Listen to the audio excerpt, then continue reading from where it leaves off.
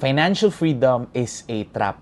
We were forced to believe that financial freedom is the goal na kailangan natin habulin. And what if I told you that it's not enough? True freedom is not just about money.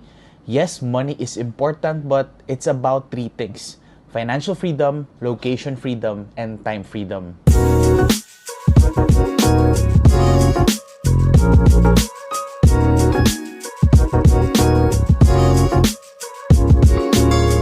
Hi guys, my name is Neil Recinto. I'm a full-time forex trader and a content creator.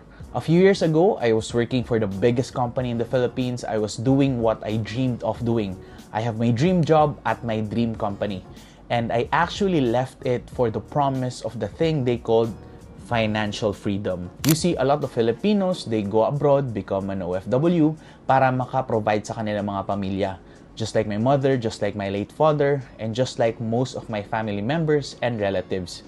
They want to earn more money or earn in a stronger currency and send it to the Philippines, which is a weaker currency, to provide for their families. Another option for most millennials and Gen Zs is to do VA works or freelancing. Hindi na kailangan lumabas ng bansa para kumita ng mas malaking currency.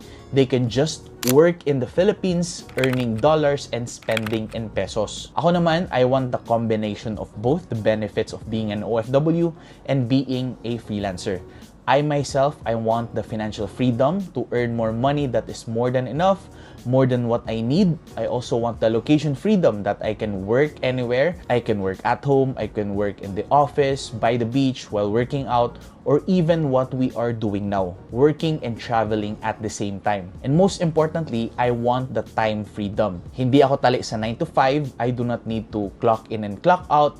I don't need to report to anyone. I can choose to work early or I can choose to work late. I can choose to sleep early or stay up late at night. I am in control of my working hours. And if you are someone who wants to leave your job just like I did, my advice to you is do not. Don't do it unless you plan it out carefully. The way I did it is through forex trading. And to be honest, there are a lot of options, madaming paraan out there for you to get out of your job. So kung gusto mo na mag-resign sa trabaho mo, do these three things. Number one is to know your MLI or your minimum livable income. Ibig sabihin, magkano lang ba yung kailangan mo to survive or to meet your basic needs. Renta, kuryente, tubig, pagkain, pamasahe, load, and other bills na kailangan mong bayaran. For myself, I only need around 15,000 pesos to live comfortably, to match or to meet my basic needs. Some people, baka mas mababa, and iba dyan mas malaki, especially if you already have a family or meron kang pinapakaing ibang tao. So, unang-una, know and compute your minimum livable income. Pangalawa is to set up your emergency fund. This is very important. Eto muna before earning more money or making more money. Never skip this process. Why?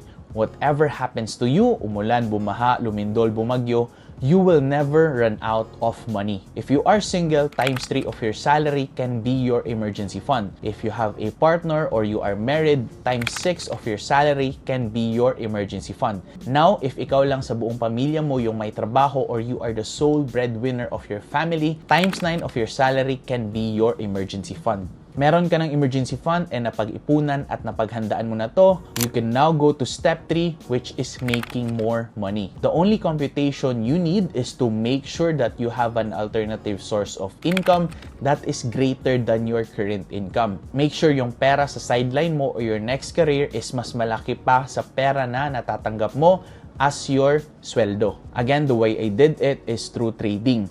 I trade the forex market, making more money than my previous job. I also did copy trading so I can make more money even if I'm not trading. Nangungopya ako sa ibang tao. Leveraging other traders so I am not dependent on my own trades. I also did AI trading so I can leverage the computer to generate passive income for me while I'm doing something else or whether I'm doing something or not. So if you're just like me na gusto mo mag-resign sa trabaho mo, consider these three things before you resign.